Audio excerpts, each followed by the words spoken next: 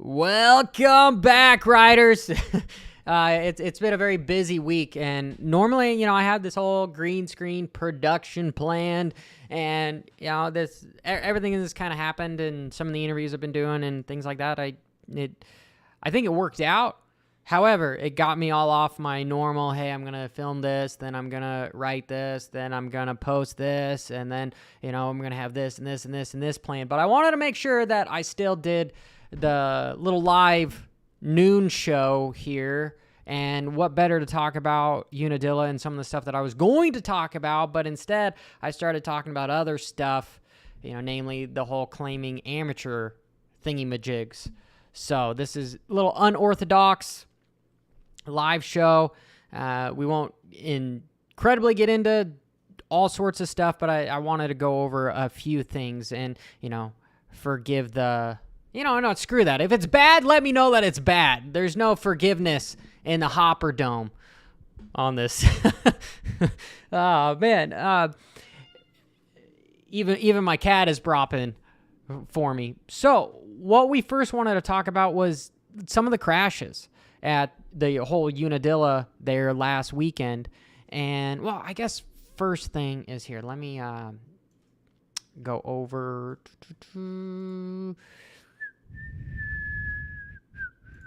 Unadilla combined qualifying times, because this is interesting.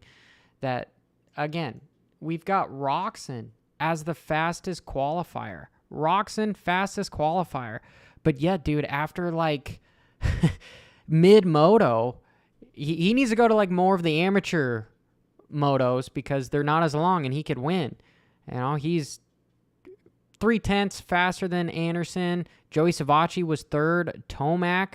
Sexton was fifth. He must have just been saving all the mojo for the juice when the actual motos happened. But look at that. 215, 215, 215, 215, 215.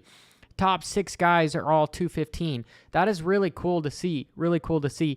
Again, I'm bummed that Kenny has underlying issues because what's interesting is it's only happened after his whole arms just kind of being blown off, that he's been having the Epstein-Barr or insert whatever we want to say as far as him not being able to hold onto the bike. It seems like arm pump. It just absolutely just seems like arm pump because he's great and then fades in the later part of the moto. And if you guys know anything about arm pump, you can't use the controls, right? So that was him in qualifying. But here, we'll go over some of the crashes because we all know that Sexton pretty much just owned everything. Okay.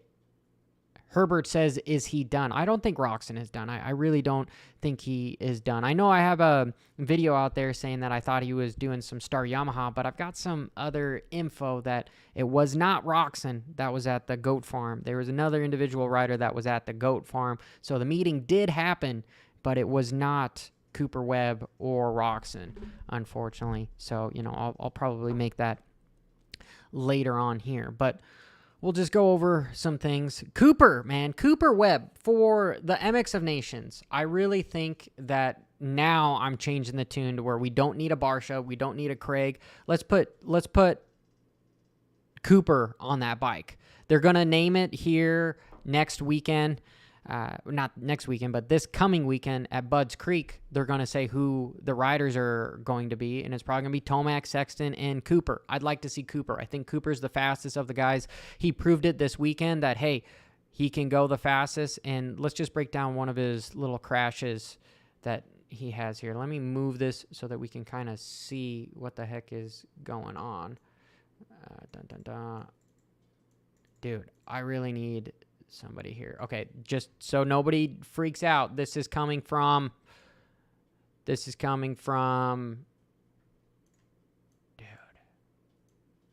sorry, it's coming from American Motocross, right? They've got all the rights and everything to this. But what happened here? If we go boom boom boom here, let's move this down to playback speed. Let's go half speed, and let's watch him. All right, so what happened to Cooper right here? His weight is centered still turning. He's not straight up and down. So that rear end is swinging around, and boom. From here, is he letting off the gas? Nope, it swings back on him. And because of the situation of having the next be a little uphill there, he wasn't able to continue to hold at WFO. So he had to let off, and hence why I believe he low-sided there. And him crashing end up there because of the fact that there's just that hill there, which is a bummer because I really think that my cat, she's going crazy. I really think that Cooper would have went like 1-1 here, and I think it would have been great for him, especially for trying to be the Destinations 250 ride. Zuena, we're live here. My cat keeps bropping. You probably can't hear it with the mic, but she is being super freaking loud. Taylor, in the comments, you said you got something to say.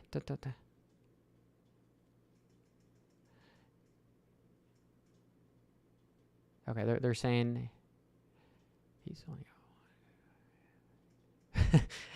from the conversation that I had with one of the Factory Star Mechanics former, these factory bikes have got 3 motors in them. They've got one motor that they race that is rebuilt during the week, and then they use some practice, then press day, and then after that they switch out the motor, and one goes back to the shop to get rebuilt, and they've got actually like 2 backups, but they're all in flux, where you don't use the same motor every time.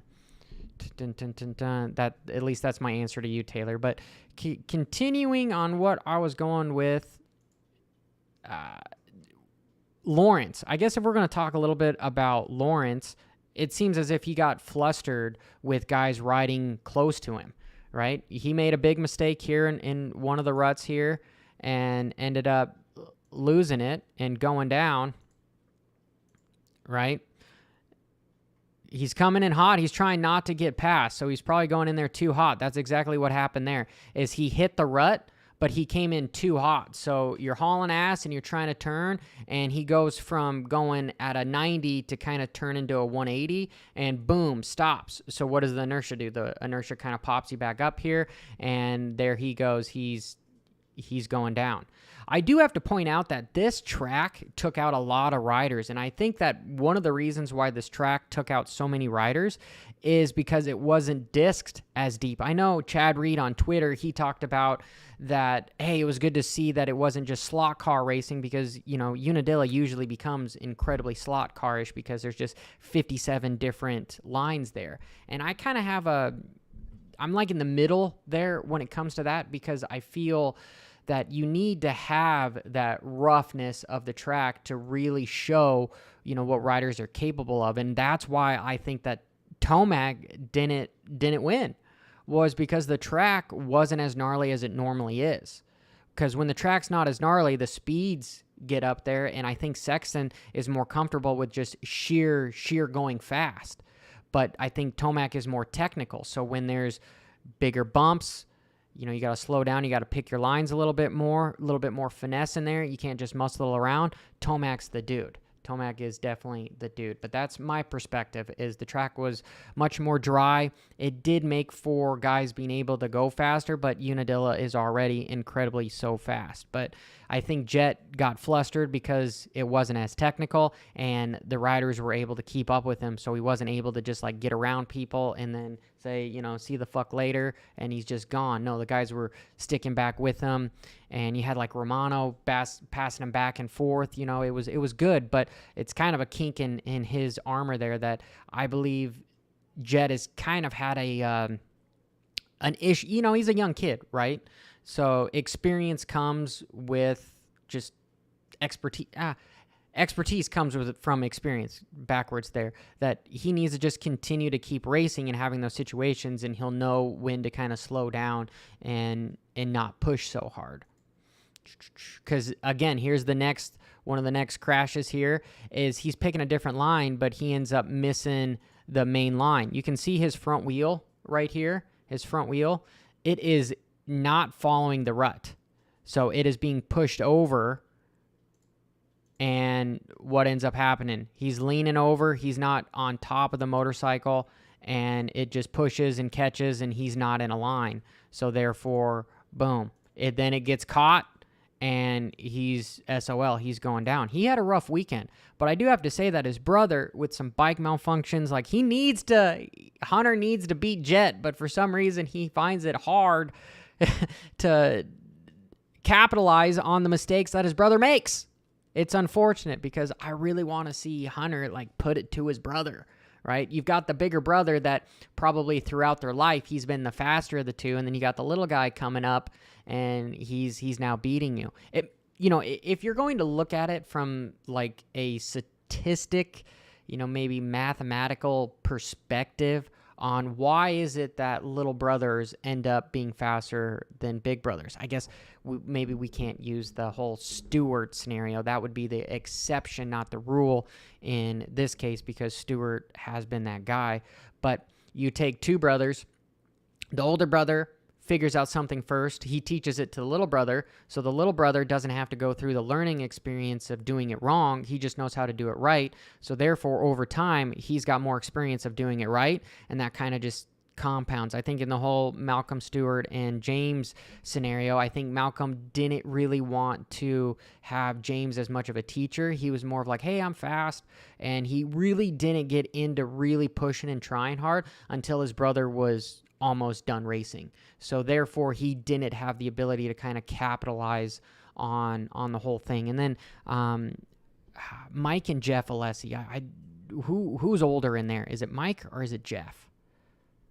I don't know. If anybody knows in the comments, maybe that's going to make my analogy look like shit or not. And Chili Dog, yeah, only 43 people listening. That's completely fine. We've got 43 effing awesome individuals in the chat. I love it, right? Boom. Oh, yeah, the Martins. The Martins, I guess, could be another scenario there, too. That's my mathematical assumption when it comes to this stuff. Chili Dog, hello from Maine. Granted, hello from Maine. Zoina. Dude, this cat, she is like bulletproof. Most of my animals have been freaking falling apart. I basically bought a Star Racing Factory bike in vet bills over the last 2 months. I'm not shitting my pants. It's been like 15 grand. It's been awful, right? There's a little joke there, but I'm really hoping that this guy here ends up breaking out, and I need to have it get above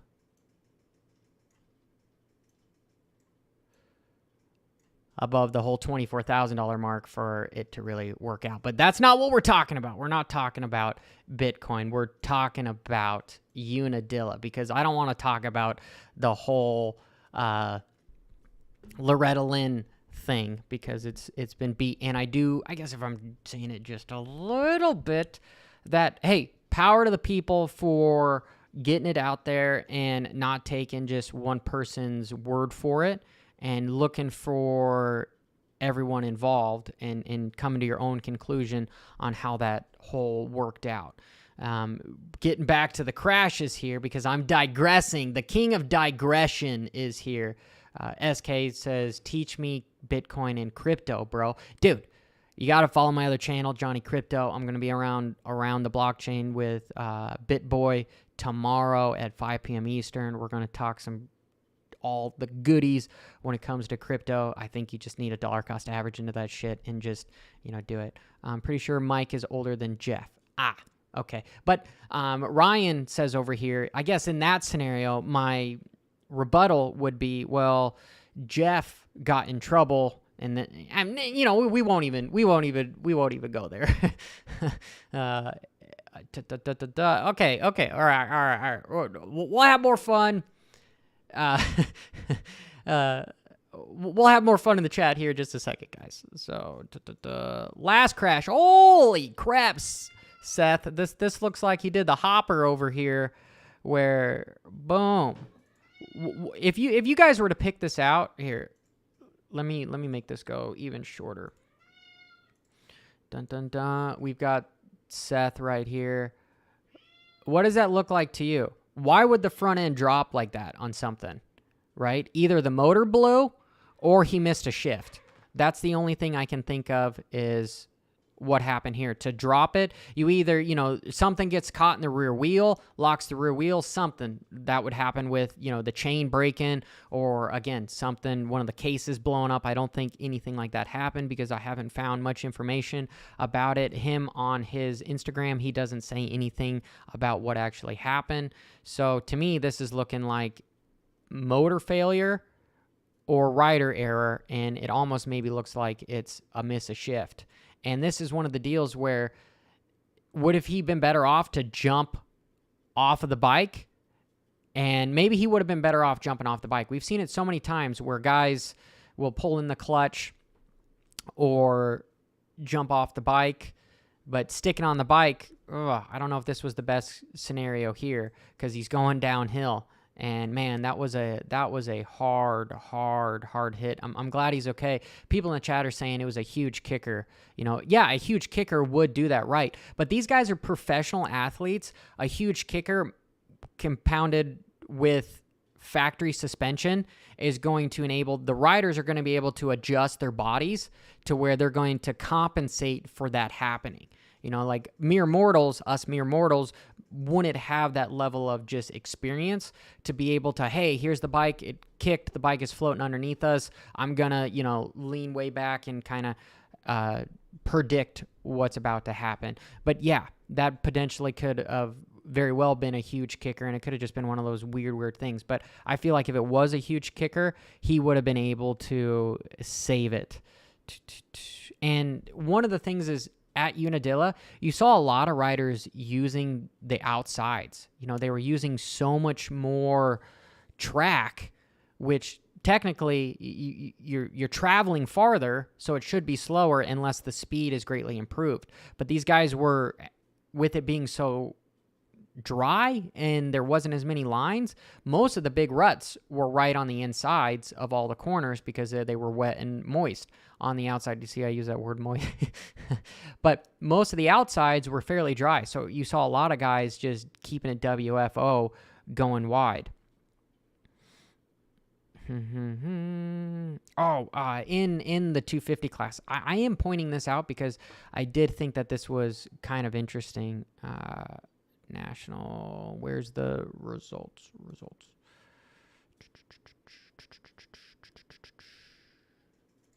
It's funny how 250B pops up because you'd think 250B is not that important. It's more of the pro sport class. Rider D, he gets 5th and 11th. Well, that's because of one of the D and F. But in the 250 pro sport class, he did 2nd and 1st. In open pro sport, he went 1st, 4th, and 13th. And then at Unadilla here, where did he finish? August 22nd. I thought it was like 5th or 15th. Okay, so he went 6th and 32. Right? So he got 6th the first moto. It's interesting that you've got a amazing talent like Rider D, and it just shows you how fast the guys are, even at the amateur stuff and the professional levels, that these guys, even though they're doing incredibly well at these amateur nationals, right, but they're still not just owning shit anymore. I just thought that I'd point that out because it's interesting. And I've also heard that he's selling his motorcycle for $42,000, at least his amateur bike, right? It's completely crazy. Back to the racing. 2021, Budds Creek. This is coming up here. Who was the fastest qualifier at the race coming up here? Kenny was the fastest. Tomac was 3rd. Sexton was 4th. That's interesting. That's noteworthy, right? Coming up here. This was a year ago. They were doing 148. Who do we think is going to be the fastest come this weekend?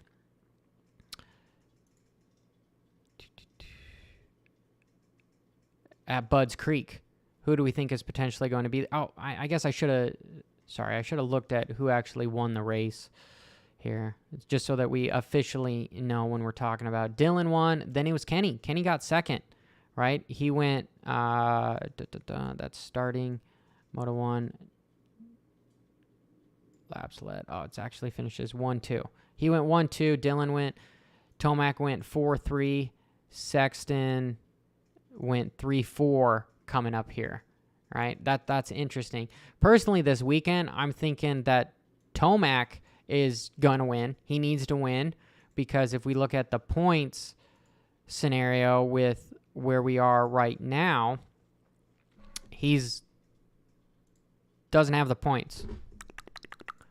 Dang it, I missed it. Swaina, you are really making things difficult here. Guys, I won't keep you much. Again, there's been so much going on with the other interviews and stuff that I wanted to just kind of briefly go over what of Unadilla as far as some of the stuff that I was going to talk about, but I didn't get a chance to talk about. The points. We can see the points are 409 to 408. 1 point advantage, right? 1 point advantage, and we've got 6 motos left. 6 motos left. Fox Raceway, Chase Sexton went 25-25. Here and around, he's going to be hard to beat. Tomac went 14-18 there as far as points go. He was off the podium both motos there at Fox Raceway. It's looking like that's not the best race for him, coming here. But I do think Budds Creek and Ironman, he potentially can win both of those races. He's got to win both of those races. I'm telling you right now, Tomac has to win both Budds Creek and Ironman, or at least beat Chase Sexton, because it's going to be hard to beat him at Fox Raceway, right? He's got to do 66% of the work and let Chase do the other 33% because it's going to be hard for him to beat. You just want to be in this, don't you? Her name's Swaina. I talked about that.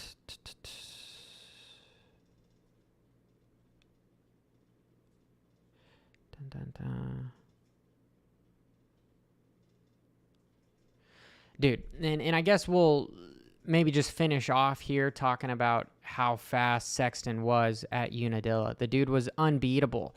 But again, it's interesting in practice when it came from Unadilla that his qualifying times weren't the fastest.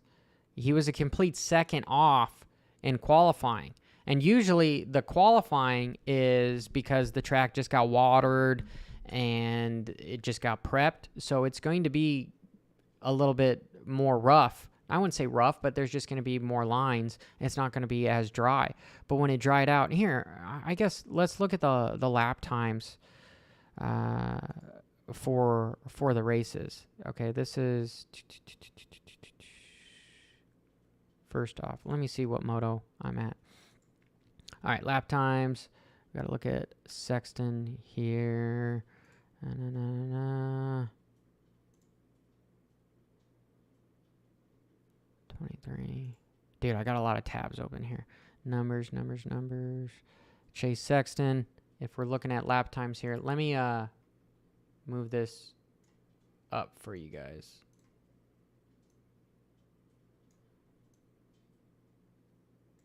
Okay, so his fastest lap time on Moto 1 was a 2:16. So slower than all of qualifying, right? But who else had close to that? All right, Dylan, he had a 2:18. Tomac had a 2:17, 2:18, 2:18, 2:19, 2:17, 2:16. He was the fastest. And inside of, they did 15 laps. He was 2:20. Fastest lap didn't even come until after basically the 20-minute mark. 15 minutes in, he was at 2:16. And where, I guess let's look at Tomac. He was fairly consistent, and after about the 15-minute mark, he got slower, where Chase got faster. Interesting. That is interesting. So that's Moto 1. Let's look at Moto 2.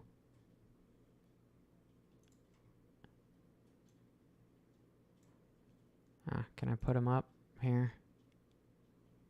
Yeah. Sorry, making it here. Okay, so this is Moto 2.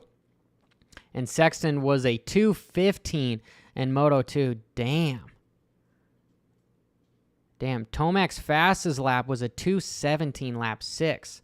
And in that same lap, or lap 5, at least for Chase Sexton, was a 2:15. Jesus.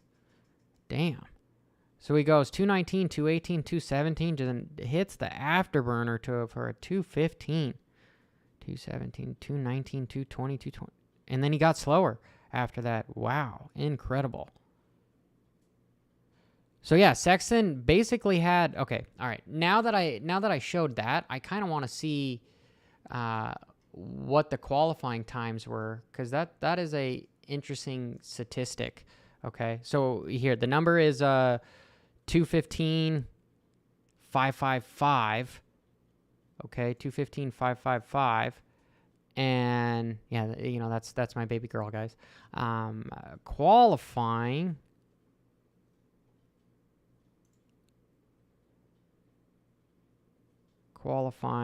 He had a 2:15.555. So his qualifying, he was basically the same during qualifying as he was during the second moto. Faster than anybody. Nobody else had anything inside the 2:16 mark. That is effing crazy. That is crazy. Just crazy. So I guess in the chat, do you guys think that Tomac is going to win coming up here for Budds Creek? Or do we think Sexton is? I personally think it's going to be Tomac. I'm not sure if you guys are thinking otherwise. Let me, okay. All right, this is unorthodox, but here, I'm going to do a small Google deal, because this was definitely one thing that I wanted to point out. Was it was a line that I saw that Anderson did in Moto 2, but I got to look for it. So again, this is all happening live here, so I'm not editing nothing. Unadilla 450 Moto 2 full moto. Okay. Oh my goodness, look at how slow that is. We'll do normal. And I had it right around, it was 25, 20 to go, I believe is what it was. All right. Keep in mind.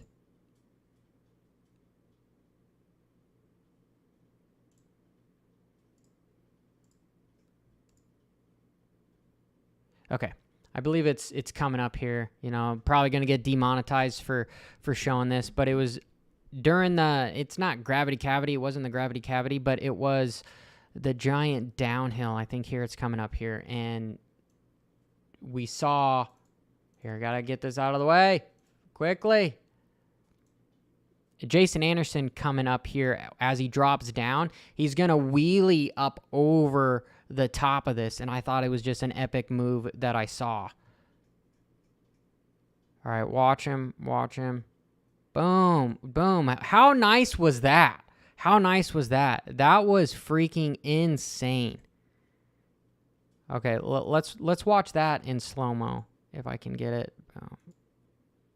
Damn it. Can't go back. Come on. Okay. So this would have been one of the videos that I was showing that as far as just the lines go. This was epic that I saw Anderson do. Anderson is one of those riders that's just so finesse. I don't know if it's because he's lank, he's tall, but he looks like he's constantly loose on the bike. Where if you look like somebody like Roxon, he's a much smaller rider. He looks incredibly stiff, where Anderson, you know, is the complete opposite of that. So here, we'll do quarter speed. You guys will have to deal with it as he's going up here. Boom. Perfect. Leg out in there.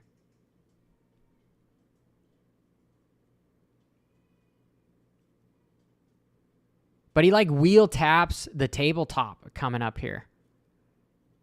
So way back, you know, you've got a 70-degree hill here. Here's where the wheelie starts. Wheel taps it, soaks it up. Look at how low he stayed. That was an epic scrub without even without even scrubbing.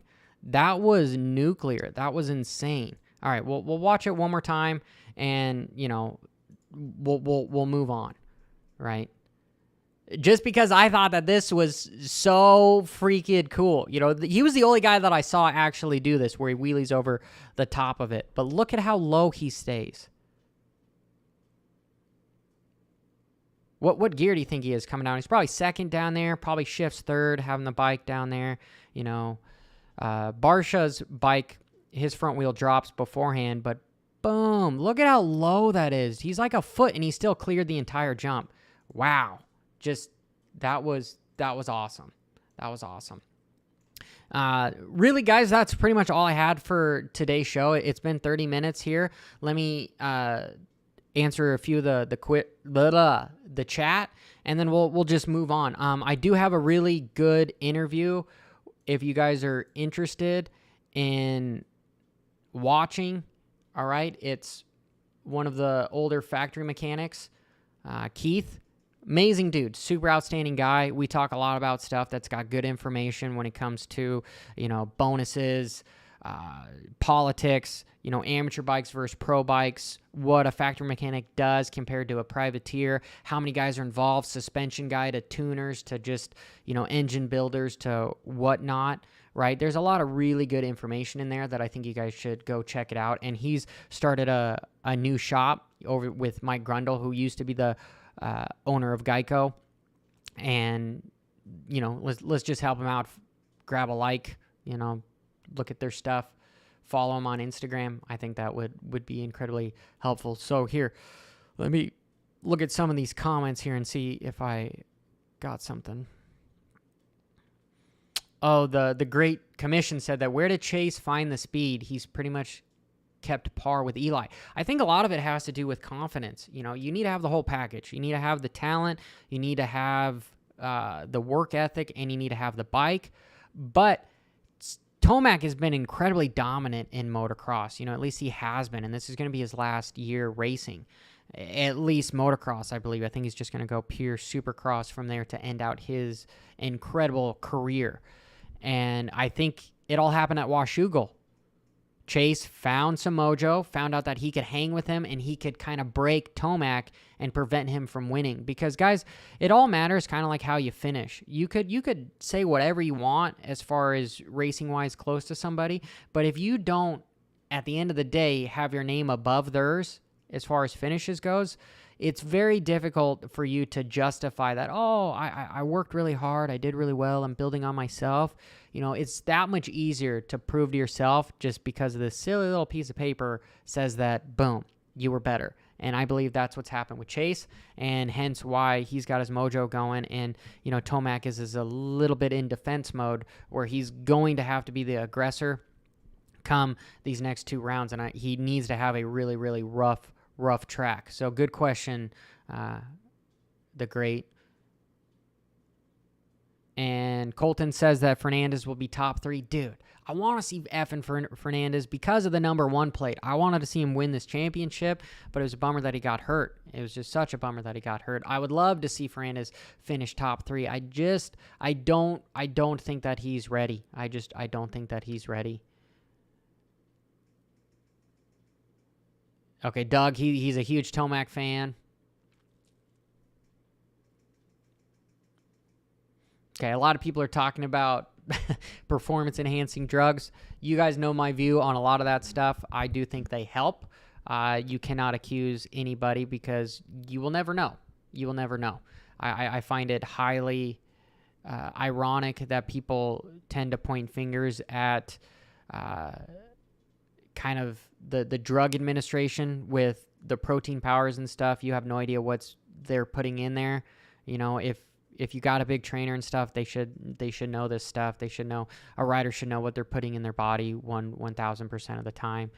This is a sport that has grown so much from cycling, and what has happened in cycling? Cycling has gotten in big doo-doo for using stuff. And if there's anything that has transpired over the last 2 weeks about Loretta Lynn, we can see that there's some kink in the armor in the industry where, people try to push stuff where they shouldn't. That's what I'm going to say on that topic. Okay, a lot of people are saying that Tomac is going to come out swinging. You know, Gary says that. Is there any more on Hurlings? No, I don't think Hurlings is coming over here at all. If anything, I could say that Hurlings potentially could race, you know, for the Netherlands for the MX of Nations. But that is to be seen. You know, we will see, right? I would love to see Hurlings come over here, but he's one of those riders that is kind of like the Deegan, right? But that's an MX, you know, the MXGPs.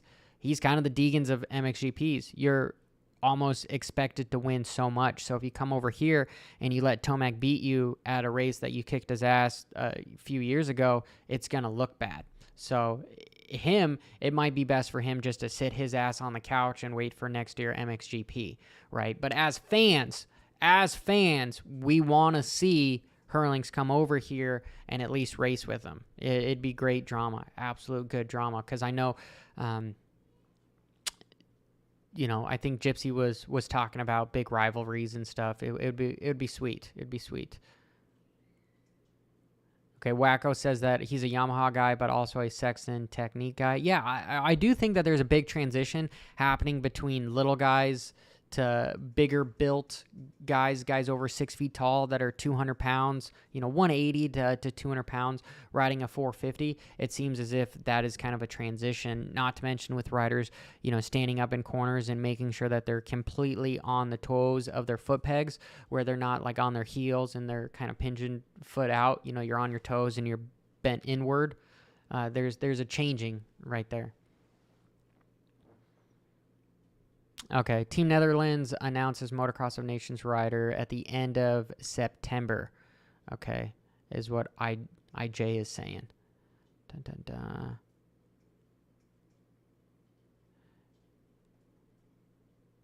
But no. Oh, Mark, did I say Cooper Webb as opposed to Justin Cooper? Jesus, dude. Yeah, no, that was another big issue of me. Guys, my spelling sucks. And sometimes it's concussions, right? I have had quite a bit, you know. We're talking more than I can hold on my fingers here. So, of course, I'm going to make some silly stuff. I know I make fun of Tomac for, not Tomac, but see, there I go again. I make fun of Ricky Carmichael for making mistakes, for sitting there stuttering, but it's a racer thing. It's a racer thing. And yes, that's a cop-out. But you know what?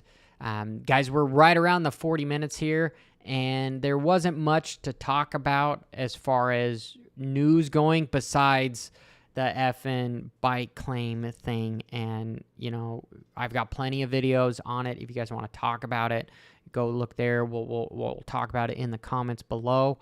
And if something more comes up, boom, we'll talk about it then. But hey, I appreciate all 62 of you active riders joining the conversation. I wanted to just make sure that I continued up with these Thursday noon live streams so that I could at least interact with you guys.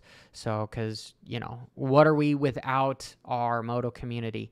But anyway, if you guys want to leave a prop at the end of the stream here, you know, let's freaking just keep it WFO. All right, if you got wives or kids that are there, I suggest, man, you take the volume down because we are hitting it 9th gear effing pin. Bro! Whoa, whoa, ah, da, da, da, da, da, whoa.